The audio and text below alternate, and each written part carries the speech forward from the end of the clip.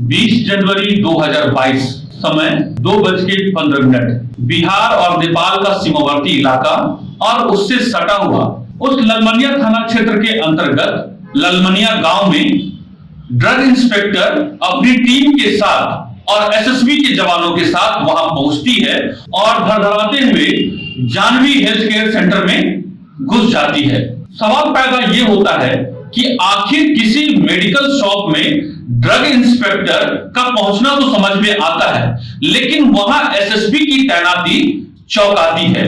पूरा मामला क्या है और इसका क्या संबंध बिहार और नेपाल के सीमावर्ती इलाकों में जो गैर कानूनी तरीके से जो दवा की दुकान खुल रहे हैं, या फिर बिहार और नेपाल के सीमावर्ती इलाकों में बहुत तेजी से धड़ल्ले से दवाई दुकानों का खुलने का सिलसिला जो लगातार बढ़ता जा रहा है, उसमें जो उछाल आया है, उसकी वजह क्या है, ये मैं पूरा आपको विस्तार से बताऊंगा। मैं हूं पंकज कुमार और आप सभी देख रहे हैं द इंडिया प्लस न्यूज। पूरी बात मैं बताऊं उससे पहले आपको मैं एक तस्वीर दिखाता हूं और आप उस तस्वीर को बहुत ध्यान से देखिएगा। ये वो तस्वीर है। तस्वीर में आप देख सकते हैं कि एक दवा की दुकान आपको दिखेगी। आप देखेंगे इसमें कौन सी नई बात है, लेकिन यही वो बात है जो सभी लोगों की बातों को ध्यान से देखने की जरूरत है। आप देखेंगे कि इस तस्वीर में, इस वीडियो में दवा दुकान में कुछ आपको लोग दिखाई दे रहे हैं, साथ में आपको वर्दी में 18 बटालियन एसएसबी के जवान भी वहां पर तैनात होते हुए दिख रहे हैं। सवाल यह पैदा हो रहा है कि आखिर वर्दी में तैनात वर्दीधारी एसएसबी के जवान बिहार के मधुबनी जिले के कोटौला प्रखंड अंतर्गत जो बिहार और नेपाल के सीमावर्ती इलाके ललमनिया थाना क्षेत्र के ललमनिया क्षेत्र में जो दुकान ये मेडिकल शॉप में आखिर क्या हो रहा है और आखिर क्या वजह है कि यहां पर छापेमारी की जा रही है, इसकी तलाशी ली जा रही है और इस पूरे दुकान को खंगाला जा रहा है। पूरा मामला क्या है, इस बात का खुलासा मैं इस वीडियो में करता हूं। आपको इससे पहले भी मैंने कई बार बताया है कि बिहार और नेपाल के सीमावर्ती इलाकों में तेजी से दवाई की दुकान खुलती जा रही है और जो दवाओं की दुकान खुल रही है वो गैर लाइसेंसी है। ये बात सभी को मालूम है कि भारत सरकार और बिहार सरकार के नियम के तहत जब भी कोई आप दवा की दुकान खोलते हैं, कोई भी आप ड्रग एंड फार्मा की दुकान खोलते हैं या फिर किसी भी तरह की औषधि से संबंधित आप काम करते हैं, तो आपको बिहार सरकार से लाइसेंस लेना होता है, तभी आप इस तरह की दुकान कर सकते हैं। आपको भले ही परचून या फिर किराने की दुकान को छोटी मोटी दुकान करने के लिए भले ही आपको लाइसेंस न लेना पड़े, लेकिन दवा की दुकान खोलने के लिए आपको लाइसेंस लेना होता है। अगर आप बिना लाइसेंस के दुकान चलाते हैं तो यह अपराध की श्रेणी में आता है। या चाहे आप भले ही दवा बिल्कुल जरूरी ही क्यों ना बेच रहे हो, चाहे आप दवा जीवन रक्षक ही क्यों ना बेच रहे हो, लेकिन इसके लिए आपको लाइसेंस लेना जरूरी है।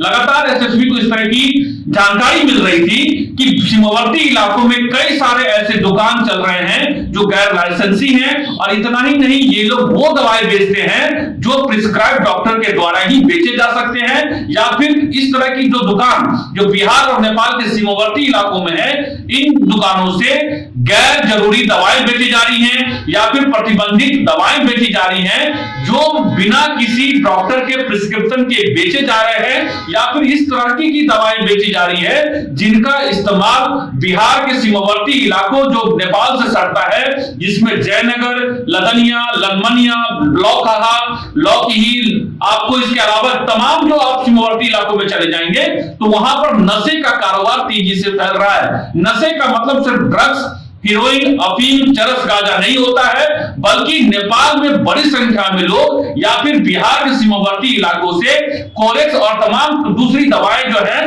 वो नेपाल में भेजी जाती है, जिसका सेवन नशे के लिए किया जाता है। और इस बात की जानकारी लगातार एसएसबी के जवानों को हो रही थी। एसएसबी के जवानों ने इस सूचना को बिहार के ड्रग्स विभाग के अधिकारियों को लिखा था और उस सूचना के आधार पर बिहार के मधुबनी जिले के मधुबनी 5 से ड्रग इंस्पेक्टर सूचना के आधार पर, गुप्त सूचना के आधार पर पूरी टीम के साथ और एसएसबी के जवानों के साथ ललमनिया के इस दुकान पर छापेमारी करने के लिए पहुंची, जो तस्वीरों में आप देख रहे हैं। और जो ड्रग इंस्पेक्टर मधुबनी 5 के विमल कुमार सिंह ने जो जानकारी दी है वो चौंकाने वाली है और हैरान करने वाली बात है। लगातार इस तरह की सघन छापेमारी अभियान के बावजूद ये दुकान गैर लाइसेंसी तरीके से चलाए जा रहे थे और उसमें जो दवाएं बेची जा रही थी वो कई सारी दवाएं ऐसी थी जो बिना डॉक्टरी सलाह के या बिना डॉक्टरी प्रिस्क्रिप्शन के नहीं दिए जा सकते हैं। और इस सूचना के आधार पर छापेमारी के बाद औषधि निरीक्षक, जिसको इंग्लिश में ड्रग इंस्पेक्टर कहते हैं, उन्होंने टीम के साथ उन तमाम दवाओं को आप देखेंगे कि एकत्रित करके बोरे में जमा किया और उन तमाम दवाओं को आगे जांच के लिए लैब के लिए भेज दिया है, जिसमें यह पता लगाया जा सके कि जो दवाएं बेची जा रही थी आखिर उसमें कौन कौन सी दवाएं बेची जा रही थी और उसमें जो दवाएं बेची जा रही थी उसमें किस तरह का केमिकल या किस तरीके की मात्रा मिलाई गई है, जिससे ये पता लगाया जा सके कि जो दवाएं बेची जा रही थी क्या वो अधिकृत थी, लाइसेंसी थी, क्या ये मानवीय उपयोग के लिए थी या नहीं। ये तमाम करीब जो जानकारी हमारे पास मिल रही है, करीब 50 से ज्यादा किस्म की दवाओं को ड्रग इंस्पेक्टर ने अपने साथ ले जाकर के आगे जांच के लिए भेज दिया है। ये संयुक्त कार्रवाई 18 एसएसबी बटालियन और बिहार स्वास्थ्य विभाग के मधुबनी जिले के अंतर्गत मधुबनी 5 के अधिकारियों का एक संयुक्त ये छापामारी थी। और इस छापेमारी में और ये पाया गया कि जानवी हेल्थ सेंटर जो चलाया जा रहा था ललमनिया में, ये गैर लाइसेंसी है और कई दवाएं ऐसा है जिसका इस्तेमाल नशे के लिए जो है या तस्करी के लिए लोग सीमावर्ती इलाकों में करते हैं। इन तमाम दवाओं को ड्रग इंस्पेक्टर ने, ड्रग विभाग के अधिकारियों ने जमा किया, एकत्रित किया और इसे तमाम लैब सैंपलिंग के लिए भेज दिया गया है। और एक बड़ी चौंकाने वाली बात यह है कि जब हमने पूरी बात ड्रग इंस्पेक्टर से की है, विमल कुमार सिंह से की है, जो ड्रग इंस्पेक्टर है, जो जांच के लिए आए थे, उन्होंने बहुत बड़े चौंकाने वाले खुलासे किए हैं। आइए उन्होंने क्या कहा है। विमल जी, मैं पंकज कुमार बोल रहा हूँ द इंडिया प्लस न्यूज से।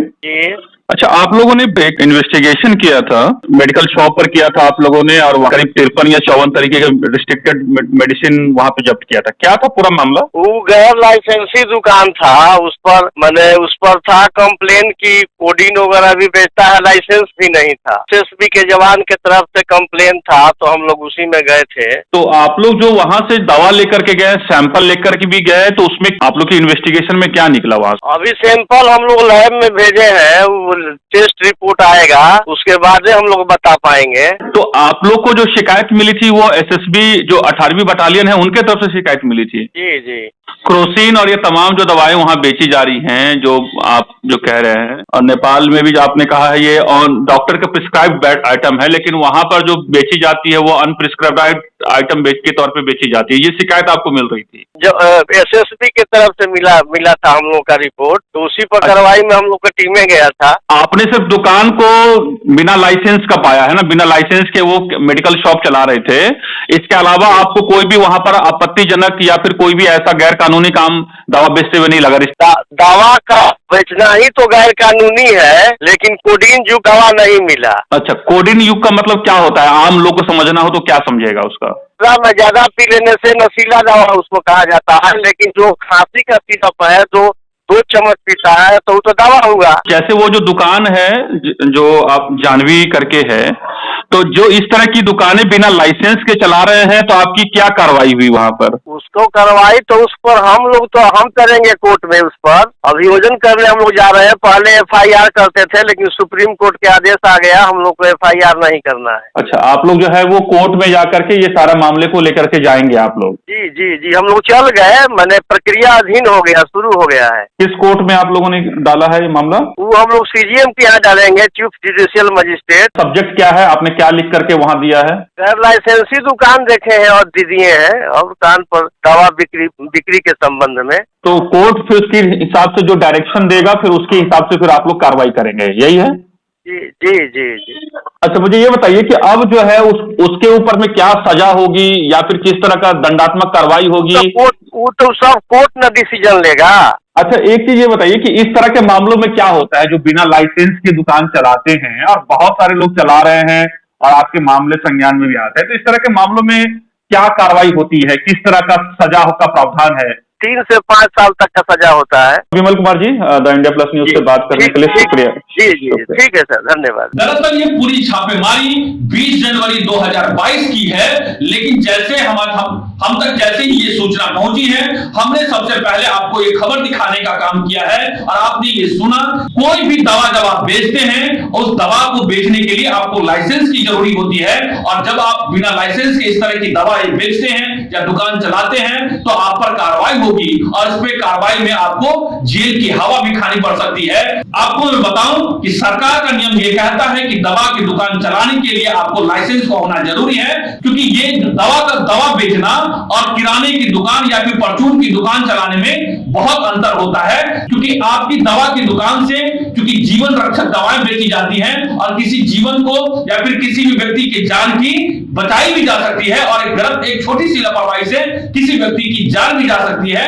इसलिए लाइसेंस का होना बेहद जरूरी है। लेकिन एक बड़ी चौंकाने वाली बात यह है कि बिहार और नेपाल के सीमावर्ती इलाकों में लगातार जो नशे का कारोबार बढ़ते जा रहा है, और इस तरह के अवैध जो मेडिकल शॉप है लगातार इस तस्करी में या फिर इस तरह के सेंटर बनते जा रहे हैं, जिस पर लगातार एसएसबी की और इसके अलावा आपको ड्रग इंस्पेक्टर की या ड्रग विभाग की या फिर आप यूं कहें कि औषधि विभाग की लगातार उस पर नजर है, और लगातार इस तरह की छापेमारी अभियान चलाई जा रही है, और लगातार इस तरह के इस पर शिकंजे कसे जा रहे हैं। इस वीडियो में बस इतना ही। हम फिर आपको एक नई जानकारी लेकर के आएंगे। आपको यह हमारा कार्यक्रम कैसा लगा मुझे जरूर बताइएगा। वीडियो को ज्यादा से ज्यादा शेयर कीजिएगा, हमारे प्लेटफॉर्म को लाइक सब्सक्राइब कीजिएगा। नमस्कार। अगर आप चाहते हैं कि आपको इस तरह का इंफॉर्मेटिव वीडियो मिलता रहे तो आप हमारे चैनल द इंडिया प्लस को सब्सक्राइब करना ना भूलें। साथ में आप बेल आइकन को दबाना भी ना भूलें, ताकि आपको नोटिफिकेशन मिलता रहे। आप हमारे इस वीडियो को शेयर भी कर सकते हैं।